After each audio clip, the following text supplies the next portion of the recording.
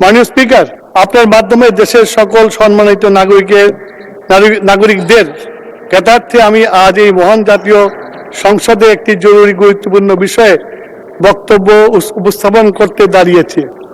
বৈশ্বিক অস্থিতিশীল পরিস্থিতির মধ্যে বাংলাদেশের গ্যাস ও জ্বালানি তেলের মজুদ ও সরবরাহের অগ্রিম প্রস্তুতি এবং পরিকল্পনার বিষয়টি দেশবাসীর সামনে উপস্থাপন করা জরুরি মনে করেছি। বিভ্রান্তি সৃষ্টির মাধ্যমে জনসাধারণের মধ্যে যাতে কোনো মহল উদ্বেগ উৎকণ্ঠা সৃষ্টি না করতে পারে সেই জন্য আজকের আমার এই বিবৃতি। মাননীয় স্পিকার, বিশ্ব আজ এক অস্থির সময় অতিক্রম করছে। আন্তর্জাতিক সংঘাত, ভূরাজনৈতিক উত্তেজনা, সরবরাহ ব্যবস্থার ঝুঁকি ও জ্বালানি পরিবহনের অনিশ্চয়তা সব মিলিয়ে বিশ্ববাজারে এক ধরনের অস্থিতিকর পরিস্থিতির সৃষ্টি হয়েছে। বিশেষ করে মধ্যপ্রাচ্যের উত্তেজনা বিশ্বজুড়ে জ্বালানি সরবরাহ ব্যবস্থা চাপের মুখে ফেলেছে। এই অভিঘাত বিভিন্ন দেশের মতো বাংলাদেশেও এসে পৌঁছেছে। কিন্তু আমি অত্যন্ত দৃঢ়তার সাথে এই সংসদকে জানাতে চাই, মাননীয় প্রধানমন্ত্রী জনাব তারেক রহমানের নির্দেশে তত্ত্বাবধানে আমরা সঠিক এবং সময়োপযোগী প্রস্তুতি নিয়েছি সরবরাহ ব্যবস্থা স্বাভাবিক ও পরিচ্ছন্ন রাখতে এবং জনগণের স্বস্তি নিশ্চিত করতে নিরলসভাবে আমরা কাজ করে যাচ্ছি। মাননীয় স্পিকার, স্পষ্টভাবে বলতে চাই, এই পর্যন্ত বাংলাদেশের জ্বালানির কোনো ঘাটতি নাই, বরং আমরা গত বছরের তুলনায় সরবরাহ আরও বৃদ্ধি করেছি।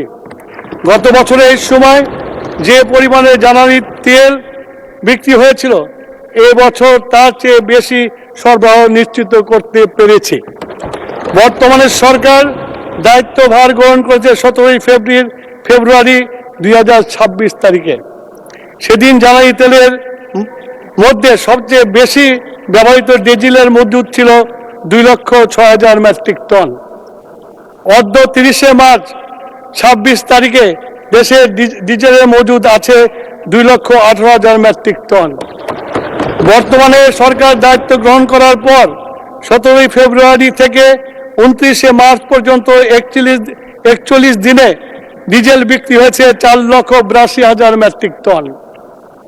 মাননীয় স্পিকার, এই বিপুল সরবরাহের পরেও মজুদ বৃদ্ধি পাওয়ার প্রমাণ করে যে সরকার আগাম প্রস্তুতি, ধারাবাহিক আমদানি ও কার্যকর ব্যবস্থাপনার মাধ্যমে সরবরাহ ব্যবস্থাকে দৃঢ়ভাবে অব্যাহত রেখেছে।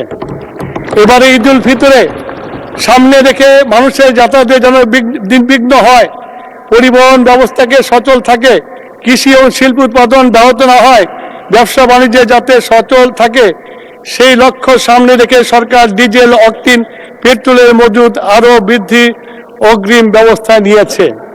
মাননীয় স্পিকার, আমরা 25 সালের মার্চ মাসের চাহিদার ভিত্তি ধরে 26 সালের মার্চ মাসের জ্বালানি তেলের ক্ষেত্রে 10 থেকে 25% পর্যন্ত অতিরিক্ত সরবরাহ ব্যবস্থা করেছি। অর্থাৎ সরকার সম্ভাব্য চাহিদার চেয়েও বেশি প্রস্তুতি নিয়ে রেখেছে যাতে বাজারে কোনো ধরনের সংকট বা কৃত্রিম চাপ সৃষ্টি না হয়। কিন্তু বাস্তবতা হলো প্রকৃত চাহিদা সেই অনুপাতে বাড়ে নেই। বিশেষ ক্ষেত্রে প্রতিমান হয়েছে জনগণের মধ্যে প্রয়োজনের চেয়ে অতিরিক্ত ক্রয়ের প্রবণতা বিদ্যমান, প্যানিক পরিস্থিতির অনর্থক জটিল করে তুলতে পারে বলে মনে করার কারণ রয়েছে। গত বছর মার্চ মাসে ডিজেলের দৈনিক চাহিদা ছিল 12,000 মেট্রিক টন, অকটেন ও পেট্রোলের চাহিদা ছিল 1,200 এবং 1,400 মেট্রিক টন। অথচ চলতি বছরে 1 থেকে 23 তারিখ পর্যন্ত অকটেনের বিক্রির পরিমাণ হয়েছে 28,939 মেট্রিক টন। মাননীয় স্পিকার, অর্থাৎ প্রতিদিন গড়ে 1,258 মেট্রিক টন। এই ক্ষেত্রে স্পষ্ট হয় যে বাজারে জ্বালানি প্রবাহ অব্যাহত রয়েছে। মাননীয় স্পিকার, একটি বিষয়ে সকলকে পরিষ্কার করতে চাই, আমাদের মোট ব্যবহৃত জ্বালানির 63% ডিজেল, যার সরবরাহ স্বাভাবিক।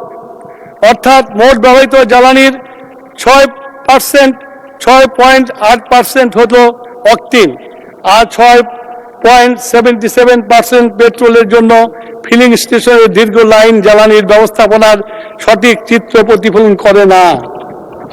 এখানে প্রয়োজন হতে জ্বালানি সংগ্রহের মাধ্যমে মজুদ প্রবণতা থাকায় সংকট কৃত্রিমভাবে তৈরি হয়েছে। এই সংকট উত্তরণে সরকার সচেষ্ট রয়েছে তারেক রহমান সাহেবের নেতৃত্বে। ইতিমধ্যে ৩,১৬৮টি অভিযান আমরা পরিচালনা করেছি, ১53টি মামলা দায়ের করেছি, যাতে ৭৫ লক্ষ টাকা অর্থদণ্ড, ১৬ জনকে কারাদণ্ড প্রদান করা হয়েছে। এছাড়া অভিযানের মাধ্যমে ১,৪০,০০০ litre diesel, ২২,০০০ litre octane, ২৩,০০০ litre petrol সহ 2,08,০০০ লিটার তেল উদ্ধার করা হয়েছে। এই ধরনের অপকর্মে রোধে জনগণের স্বার্থে রক্ষার্থে আগামী প্রশাসনের প্রয়োজনে আরো কঠোর হতে দ্বিধাবোধ করবে না।